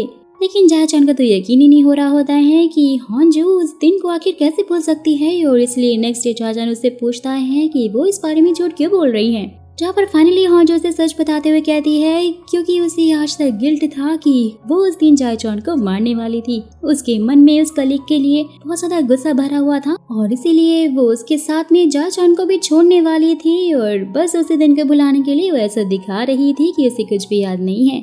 जायचॉन भी उसकी बातें सुनकर काफी उदास हो जाता है। उसके बाद जायचॉन सारा के डैड से मिलने के लिए आता है। वो भी हॉस्पिटल में एडमिट होते हैं क्योंकि दोस्तों उनके कैंसर का लास्ट स्टेज होता है। वहाँ पर पहुँचते ही जायचॉन कहता है कि मैंने इन्वेस्टिगेशन में बहुत सारे लोगों से बात की है, जहाँ पर मुझे बस सिर्फ एक ही जवाब मिला है कि आपकी बेटी एक बहुत ही अच्छी और प्यारी लड़की थी, तो फिर आप ही सोचिए कि कोई भला आपकी बेटी को कैसे मार सकता है। ये कहकर वो वहाँ से चला जाता है। ये सब कुछ सुनकर सदा के पेरेंट्स काफी इमोशनल हो जाते हैं। वेल तो फिर उसके बाद में जायचॉन हांजू के पास पहुंचता है रात में, जहां हांजू उसे खुद के पास आते हुए देखती है और उसे बताती है कि उसने अपने सपने में देखा है कि तुम मिलने के लिए आ रहे हो, साथ ही तुमने मुझसे कुछ कहा भी है। कि तभी जायचॉन अपनी बातें कहता है कि क्या उसने ये कहा था कि हांजू 13 साल पहले जो कुछ भी हुआ उसकी टेंशन ना ले, क्योंकि मैं भी उस दिन को भूलना चाहता था, लेकिन तुम्हारी वजह से मुझे वो दिन फिर से याद आ गया। मैं भी उस दिन काफी गुस्से में था उस कलीग को लेकर, और फिर भी मैंने उसे बचाया क्योंकि मुझे रियलाइज हुआ कि उसमें उसकी कोई गलती नहीं थी, और इसलिए मैं चाहता हूँ कि तुम भी उस दिन को लेकर गिल्टी फील ना करो। हांजू से बोलती है कि हाँ, तुमने मेरे सपने में ये सब कुछ कहा था, और साथ ही उससे पूछती है कि क्या मैं हमेशा तुम्हारे साथ रहूंगी। तो जायचॉन भी पूछने लग जाता है कि फिर तुमने क्या कहा। तो हांजू तो फिर उसे वहीं पर किस कर लेती है और इसका जवाब हाँ होता है। नेक्स्ट सीन में लियो के पास यो नाम का एक राइटर आकर उसे अपनी स्टोरी बताता है, जहाँ पर उसका एक इवेंट चल रहा होता है और सभी लोग उसकी तारीफ कर रहे थे कि तभी उनका एक स्टूडेंट आकर सबके सामने उनकी काफी बुराई करने लग जाता है कि वो बिल्कुल भी अच्छे इंसान नहीं है, वो स्टूडेंट्स को मारते हैं। ये सब कुछ सुनकर यून बहुत ज्यादा गुस्सा हो जाता है और इवेंट के बाद उस लड़के को बहुत बुरी तरह से मार के लिफ्ट में फेंक देता है, जहाँ पर यून को ऐसा करते एक बच्चे ने भी देख लिया था, लेकिन यून उस बच्चे को नहीं देख पाता और इसीलिए वो लियो के पास में पहुंचा हुआ था कि अगर उसे पकड़ा जाए तो वो उसे बचा लेगा। और वहीं जायचॉन डिस्चार्ज होकर घर जा रहा होता है कि वहाँ पर भूताक हांजू और सैम उसे लेने के लिए पहुंचे हुए होते हैं। जैसे वो लोग जा रहे होते हैं, एक बच्चा उनके पास आकर बेहोश हो जाता है, जहाँ पर डॉक्टर उन्हें बताता है कि इस बच्चे की किडनी फेल हो गई है और जिससे कि पिछले 5 साल से कोई भी ऑर्गन डोनर नहीं मिल रहा है। ये सब सुनते ही वो लोग तो बहुत उदास हो जाते हैं। कल तो उसके बाद यूनुस लड़की को देखने के लिए आता है, जहाँ उसे डॉक्टर से मालूम चलता है कि उस लड़के के सर पर चोट लगने की वजह से उसका ब्रेन डेड हो गया है और इसीलिए वो उसे मरा घोषित कर देते हैं। ये जानकर यून को तो बहुत ज्यादा खुशी होती है, जिसके बाद ही फिर डॉक्टर उस लड़के के डैड को बताते हैं कि आपके बेटे के ऑर्गन डोनर का फॉर्म साइन किया गया था, तो फिर हम ये कब करें। तो डैड कहते हैं कि उसके बर्थडे वाले दिन। वही जैसे इस बच्चे की माँ को पता लगता है कि उनके लड़के के लिए डोनर मिल गया है, वो तो काफी ज्यादा खुश हो जाती है और वो तक एक सपना देखता है जिसमें जाए चॉन उस लड़के का केस लड़ रहा था, लेकिन वो उस केस को हार जाता है क्योंकि उसने बॉडी की ऑटोप्सी नहीं करवाई थी और इसलिए मरने की वजह तो मालूम ही नहीं चली थी, जिससे कि वो डिप्रेशन में जाकर सारा काम छोड़ देता है। और वहीं हॉन्जो सपने में देख रही होती है कि जाए चॉन ने ऑटोप्सी करवाई है और वो केस जीत गया है, लेकिन वो ऑर्गन डोनेट नहीं कर पाया है, जिससे कि 7 लोगों की जान चली गई है, जिसके चक्कर में जाए चॉन डिप्रेशन में चला गया है और उसने अपना सारा काम छोड़ दिया है। कल तब दोनों ने ही अलग अलग सपने देखे थे, तो आखिर किसका सपना सच होने वाला है, जानने के लिए वीडियो को आगे तक जरूर देखिए। लेकिन दोस्तों, अगर उससे पहले आपको मेरा एक्सप्लेनेशन और साथ ही इस ड्रामा की स्टोरी काफी पसंद आ रही है ना, तो फटाक से चैनल को सब्सक्राइब कर दो अगर अभी तक नहीं किया है। वीडियो को लाइक करके एक प्यारा सा कमेंट छोड़ दो मेरे लिए। So back to the story. Next day वो तक और हॉन्जो एक दूसरे को अपना अपना सपना बताते हैं, जहाँ पर जाए चॉन की बातें सुन लेता है और वो कुछ भी समझ नहीं पा रहा था कि वो लोग आखिर क्या बात कर रहे हैं। हॉन्जो फिर जाए चॉन के साथ में ऑफिस से छुट्टी लेकर घूमने के लिए जाती हैं, दोनों साथ में काफी अच्छा टाइम स्पेंड करते हैं। उसके बाद हॉन्जो उससे नेक्स्ट डे ऑफिस जाने से मना कर देती है, तो जाए चॉन भी समझ आता है कि कुछ तो बात जरूर है, जिससे कि वो हॉन्जो से पूछता है, तो हॉन्जो से बता देती है कि उसने और वो तॉक ने आखिर क्या क्या सपना देखा। सब कुछ सुनकर जाए चॉन ये डिसाइड करता है कि वो कल ऑफिस नहीं जाएगा, बल्कि हॉन्जो के साथ में बीच पर जाएगा। लेकिन फिर नेक्स्ट डे जाए चॉन हॉन्जो से बोल रहा होता है कि उसे ये केस हर हाल में संभालना होगा, क्योंकि मैं नहीं चाहता कि मेरी जगह ये केस कोई और संभाले और उसके साथ भी बुरा हो। हॉन्जो भी उसकी बात को समझ आती है और उसे अपना ख्याल रखने के लिए बोलती है। वहीं दूसरी तरफ यून को वो बच्चा मिल जाता है और वो उसे पकड़ने उसके पीछे जाने लग जाता है कि तभी वो तक सही टाइम पर आकर यून को पकड़ लेता है। और वहीं जाए चॉन उस लड़के की बॉडी को देखकर सोच रहा होता है कि जरूर उसे मारने की कोशिश किसी ने की थी। वो तक भी तभी से कॉल करके बताता है कि उसने यून को अरेस्ट कर लिया है, क्योंकि वो एक बच्चे को पकड़ने की कोशिश कर रहा था। ये सुनकर जाए चॉन का सारा शक तो यून के ऊपर जाता है और साथ ही वो अपनी टीम से बात करता है कि उस लड़के के बस सर पर चोट लगी थी, बाकी उसके बॉडी पार्ट्स बिल्कुल ही ठीक हैं और वो ऑटोप्सी और ऑर्गन ट्रांसप्लांट एक साथ ही करवाएगा। कल तो उसके बाद दोनों ही चीजें आराम से हो जाती हैं, जिसके बाद जाए चॉन केस लड़ता है और यून को दोषी साबित कर देता है, क्योंकि उस बच्चे ने यून के खिलाफ गवाही जो दे दी थी। सब कुछ देखकर लोग तो काफी खुश हो जाते हैं, जहां वो ट्रांसप्लांट बच्चा भी अब बिल्कुल ठीक हो जाता है। नेक्स्ट सीन में जैसे ही हॉन्जो और जाए चॉन बीच पर जाते हैं, हॉन्जो फिर जाए चॉन से उस कलीग के बारे में पूछती है कि क्या वो अभी भी जिंदा है। जाए चॉन उसे बताता है कि हाँ, वो अभी भी जिंदा ही होंगे। और वहीं एक आदमी लिन को हम देखते हैं दोस्तों, जो कि एक रेस्टोरेंट से फोन चुरा रहा होता है। और वहीं हम सैम को उसके दोस्त के साथ में देखते हैं, जहाँ वो सैम को बताता है कि उसके फादर को झूठे केस में फंसा दिया गया है, जिसकी वजह से उन्होंने जेल में ही सुसाइड कर लिया है। जो ये केस संभाल रहा था वो लियो था। और वही हम ली को देखते हैं, जो कि मिस्टर चोई को उनके साथ में काम करने के लिए कहता है, लेकिन मिस्टर चोई तो साफ मना कर देते हैं। वही जाए चॉन की कलीग उसे बता रही होती कि मिस्टर चोई रिजाइन कर रहे हैं, तो जाए चॉन को काफी बुरा लगता है, क्योंकि उसे मिस्टर चोई के साथ में काम करना बहुत ही अच्छा लगता था। हॉन्जो को भी यहाँ पर एक काम मिलता है, जिसमें उसे 3 दिन तक प्रोसिक्यूटर ऑफिस में जाकर रिकॉर्डिंग करनी है कि आखिरकार वो लोग कैसे काम करते हैं।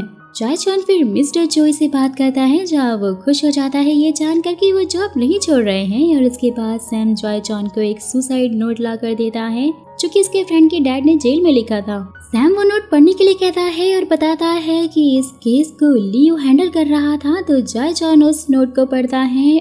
वही दूसरी तरफ लिन ने जो फोन चुराया था, उसमें उसे मैसेज मिलता है कि मेरा फोन वापस कर दो और इसके बदले में मैं तुम्हें बहुत सारे पैसे दूंगा। ये सुनते ही लिन तो उस फोन का लॉक खोलकर सारा का सारा डेटा अपने पेन ड्राइव में कॉपी कर लेता है, क्योंकि इसे लग रहा था कि इसमें कुछ न कुछ खास बात तो जरूर है। यानी लिन भी काफी चालू था दोस्तों।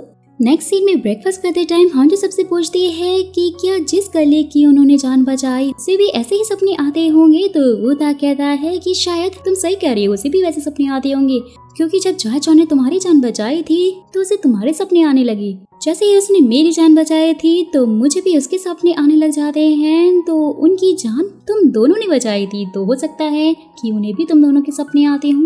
वेल तो उसके बाद हॉन्जो जाए चॉन को बताती है कि वो उसके साथ में 3 दिन तक प्रोसिक्यूटर ऑफिस में रहने वाली है, तो जाए चॉन उसे अपने साथ में ले जाता है, काफी खुश भी होता है। वहीं दूसरी तरफ लिन उस आदमी का फोन वापस कर देता है, जहां पर उसे उसके बदले में काफी सारे पैसे मिल जाते हैं, लेकिन तभी कुछ लोग आकर उन्हें पकड़ कर ले जाते हैं, इसलिए वो लोग भाग रहे होते हैं। भागते हुए ने वो ताक भी देख लेता है और उसे पकड़ लेता है कि तभी वो आदमी डर कर अपना फोन पानी में फेंक देता है।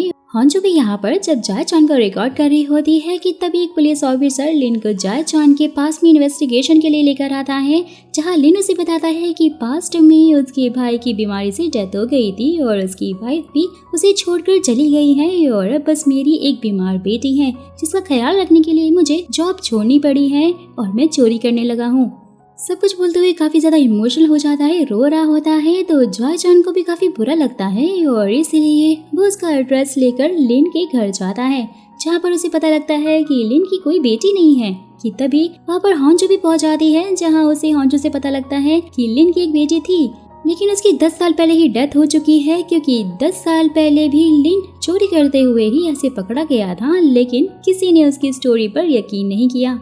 लिन फिर सारी रात जेल में रहा था, जिसके कारण से उसकी बेटी की केयर करने वाला कोई था ही नहीं। इसके कारण ही उसकी डेथ हो गई थी और इसलिए 10 साल पहले अगर उसे तुम्हारी तरह कोई अच्छा प्रोसिक्यूटर मिला हुआ होता तो उसकी बेटी आज जिंदा होती। ये सब कुछ सुनकर तो जाए चान अचानक से हॉन्जू को किस कर लेता है। फिर जाए चान लिन से मिलने के लिए आता है, साथ ही उसे बताता है कि उसका अरेस्ट वारंट निकल गया है और इससे माफी भी मांगता है कि वो उसकी कोई हेल्प नहीं कर पाया। साथ ही उसकी बेटी की डेथ के लिए उसे भी बहुत बुरा लगता है। तो लिन ये सुनकर खुश हो जाता है कि ये बात उसने बहुत लोगों से कही थी, लेकिन जाए चान के अलावा उसके ऊपर किसी ने यकीन नहीं किया और इसलिए वो उसे वो पेन ड्राइव भी पकड़ा देता है जिसमें उसने उस फोन का सारा डेटा कॉपी किया था। जैसे ही फिर चाचा उस पेन ड्राइव को चेक करता है तो मिस्टर जोई उसमें पड़े फोटो को देखकर बता रहे होते हैं कि ये तो आईवी ट्रिप सीरियल मर्डर केस के विक्टिम की फोटोज हैं। ये केस तो काफी पहले क्लोज हो गया था, जिसमें उन्हें 19 विक्टिम की फोटोज मिलती हैं, लेकिन वही केस में तो सिर्फ 11 ही विक्टिम मेंशन थे, जिससे कि उन्हें अब शक होने लग जाता है कि इसमें कुछ तो दिक्कत थी, क्योंकि बाकी के 8 विक्टिम आखिर कहाँ गए। ये केस मिस्टर जोई लियो के साथ में इन्वेस्टिगेट कर रहे थे उस टाइम पे और इसीलिए वो तो सीधा ही उससे जाकर पूछ रहे होते हैं कि क्या उसने उस केस के एविडेंस को छोड़ा था। लियो तो साफ इनकार करने लग जाता है। नेक्स्ट सीन में जैसे ही हॉन्जू उस फोन वाले आदमी के घर पहुंचती है, देखती है जाए चान तो पहले ही वहाँ पर पहुंचा हुआ था, जो कि उसे बताता है कि उस फोन के ओनर को तो पहले ही किसी ने मार दिया है। कि तभी कोई बाहर से गेट बंद करके वहाँ पर आग लगा देता है, जिससे जाए चान और हॉन्जू वहीं पर बंद हो जाते हैं और धुएं से उनकी सांस भी घुटने लग जाती है। लेकिन तभी मिस्टर जोई भागते वहाँ पर आते हैं और गेट खोलकर उनकी जान बचा लेते हैं। फिर थोड़ी देर बाद ये सभी लोग बाहर आ जाते हैं, जहाँ मिस्टर जोई हॉन्जू और जाए चान को बहुत ही ज्यादा डांटने लग जाते हैं, जहाँ पर गाइस बहुत बड़ा राज खुलता है और ये पता चलता है कि वो 13 साल पहले वाला कली कोई और नहीं बल्कि मिस्टर जोई ही थे। और तो और उन्हें भी फ्यूचर के सपने आते हैं। ये जो कुछ भी हुआ ना, अभी आग लगने वाली बात, ये सब कुछ उन्होंने ऑलरेडी अपने सपने में देख लिया था और इसलिए वो उन दोनों को वहाँ बचाने के लिए पहुँच गए थे। फिर नेक्स्ट डे जाए चान के सीनियर उस ड्रिप वाले केस को फिर से रीओपन करने की बजाय जाए चान को ही इन्वेस्टिगेट करने के लिए बोलते हैं। जाए चान भी ये केस मिस्टर जोई के साथ में इन्वेस्टिगेट करना चाहता था, लेकिन मिस्टर जोई तो पहले ही ये केस लियो के साथ में संभाल रहे थे और इसीलिए वो तो अभी भी शक के घेरे में ही थे कि कहीं उन्होंने ही तो सारे एविडेंस एक्सचेंज नहीं किए। लेकिन जाए चान को यकीन होता है कि मिस्टर जोई ऐसा कुछ भी नहीं कर सकते हैं, लेकिन उसे अभी भी समझ में नहीं आ रहा होता है कि मिस्टर जोई आखिर उस जगह पर पहुंचे कैसे थे। नेक्स्ट सीन में कोई लियो को मैसेज करके धमकी दे रहा होता है कि वो जानता है कि ट्रिप वाले केस के सारे एविडेंस तुमने ही चेंज किए थे। ये देखते ही लियो तो काफी घबरा जाता है। उसके बाद वो हॉन्जू से मिलता है, जहाँ पर हॉन्जू भी उसी केस के बारे में बात करते हुए उसे कुछ ऐसी बातें कहती हैं कि लियो को लगता है शायद उन एविडेंस को चेंज करने वाली बात इसको भी पता है। और उसके बाद वही इंसान फिर से लियो को मैसेज करके कहता है कि अगर मैं पकड़ा गया तो तुम भी नहीं बचोगे। लियो से रिप्लाई करके मिलने के लिए बुलाता है, तो वो आदमी उसे 1 बजे उसी ऑफिस में मिलने की बात करता है। और वहीं जाए चान को इन्वेस्टिगेशन में पता लगता है कि उस घर में आग लगाने वाली एक सूजी नाम की लेडी थी और सूजी ही है दोस्तों जो कि लियो को मैसेज कर रही थी, उसे धमकी दे रही थी। जैसे ही सूजी लियो से मिलने के लिए पहुंचती है तो उसे थैंक्स कहती है, क्योंकि उसने ही 20 लोगों को मारा था, लेकिन लियो के एविडेंस चेंज करने की वजह से वो आज तक पकड़ी नहीं गई थी। हॉन्जू भी अपने सीनियर के साथ में काम कर रही होती है, जहाँ से पता लगता है कि सूजी ने ही 20 लोगों का मर्डर किया था, लेकिन किसी ने उस पर शक नहीं किया क्योंकि वो भी उस टाइम वहाँ पर एक पेशेंट थी। लेकिन किसी को ये बात पता नहीं थी कि उसने उन्हें क्यों मारा आखिरकार। फिर तो वहीं सूजी लियो को बता रही होती है कि वो उस टाइम बहुत ज्यादा बीमार थी, उसकी हालत दिन ब दिन बिगड़ती जा रही थी, लेकिन बाकी के पेशेंट ठीक होते जा रहे थे, इसलिए उसे काफी बुरा लग रहा था और उसने सबको मार डाला।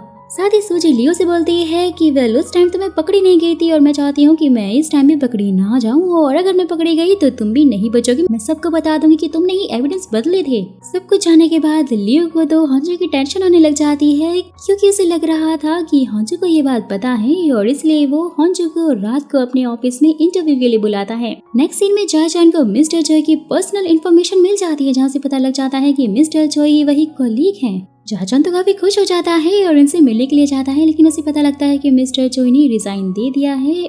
उनका नोट वो पढ़ता है तो जो कि मिस्टर चोई जायचान के लिए छोड़कर गए थे, जिसमें उन्होंने लिखा था कि उन्होंने कोई भी एविडेंस चेंज नहीं किए हैं और इसलिए तुम्हें जो भी कुछ करना है अपने अकॉर्डिंग इस केस को इन्वेस्टिगेट करके सच का पता लगाओ, और साथ ही मेरी चिंता मत करना क्योंकि मैं भी इस केस को अपने हिसाब से हैंडल करूंगा। और वहीं हॉन्जू लियो के पास में पहुंचती है, जहां लियो उसे कॉफी में एक मेडिसिन पिलाकर बेहोश कर देता है, उसे मारने की प्लानिंग कर रहा होता है। वहीं जायचान को अपने सपने से पता लग जाता है कि हॉन्जू के साथ क्या होने वाला है और इसलिए वो उसे बचाने के लिए सीधा निकल पड़ता है। हॉन्जू को कॉल कर रहा होता है, लेकिन उसका फोन लगता ही नहीं है और वो तक को कॉल करके सब कुछ बता देता है और जल्दी से लियो के ऑफिस में दोनों पहुंच जाते हैं। और वहीं लियो और सूजी हॉन्जू को लेकर ऑफिस की छत पर आते हैं, जहां सूजी हॉन्जू को पॉइजन वाली एक इंजेक्शन लगा देती है, जिसके बाद लियो तो सूजी को ही छत से धक्का मार देता है और खुद भी वो दवा खा लेता है जो कि इसने हॉन्जू को पिलाई थी, और सोच रहा होता है कि जब पुलिस उसे पकड़ेगी तो वो बोल देगा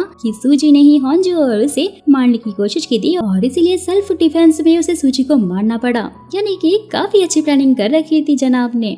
जैसे ही वो तक वहाँ पर पहुँचता है, लियो हॉन्जू को लेकर नीचे आ रहा होता है। उसके बाद दोनों को ही हॉस्पिटल में एडमिट करवाया जाता है। नेक्स्ट डे जब लियो होश में आता है तो पुलिस ऑफिसर को अपनी स्टोरी बताने लग जाता है, लेकिन तभी वो ये सुनकर शॉक हो जाता है कि हॉन्जू तो बिल्कुल ठीक है और वहीं हॉन्जू को भी अभी होश नहीं आया हुआ होता है, जिसे जायचान को काफी टेंशन हो रही थी। जहाँ तभी मिस्टर चोई आते हैं और जायचान उन्हें देखकर काफी इमोशनल होकर रोने लग जाता है, उन्हें हक कर लेता है। तो उसके बाद दोनों ही बैठकर काफी सारी बातें करते हैं, जहाँ मिस्टर चोई जायचान से कहते हैं कि वो अपने भाई पर कभी भी काम की वजह से ध्यान दे ही नहीं पाए थे और इसलिए वो गलत रास्ते पर चला गया था। लियो भी आज वैसा ही कुछ कर रहा है और इसलिए मैं उसके साथ में काम करूंगा और उसे सही रास्ते पर लेकर आऊंगा, जिससे कि दोस्तों जायचान को पता लगता है कि वो भी फ्यूचर वाले सपने देख सकते हैं। और वहीं हॉन्जू उन्हें अपने सपने में ऐसे देखकर काफी ज्यादा रोने लग जाती है।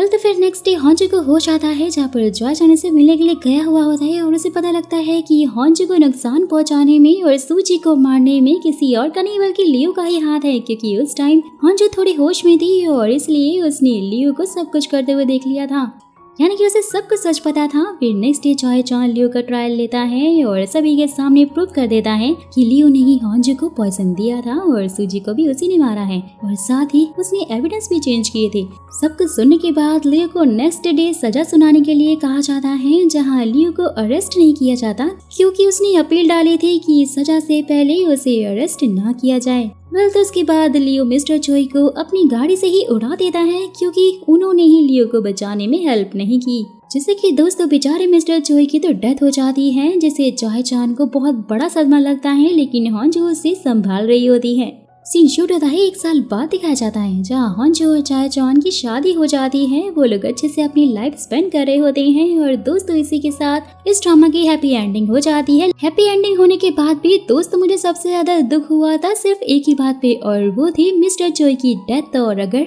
मेरे साथ साथ अगर आप लोगों को भी मिस्टर चोई की डेथ पर दुख हुआ है तो मुझे कमेंट बॉक्स में जरूर बताइएगा। साथ ही आप लोग को ये स्टोरी कितनी अच्छी लगी, इसकी कहानी आपको पसंद आई या नहीं, और 10 में से आप लोग इसे कितने पॉइंट्स देना चाहोगे ये भी मुझे कमेंट बॉक्स में लिखकर जरूर बताइएगा। जाने से पहले चैनल को सब्सक्राइब और वीडियो को लाइक जरूर कर दीजिएगा अगर आपको मेरा एक्सप्लेनेशन और साथ ही मेरी वीडियो अच्छी लगी हो तो।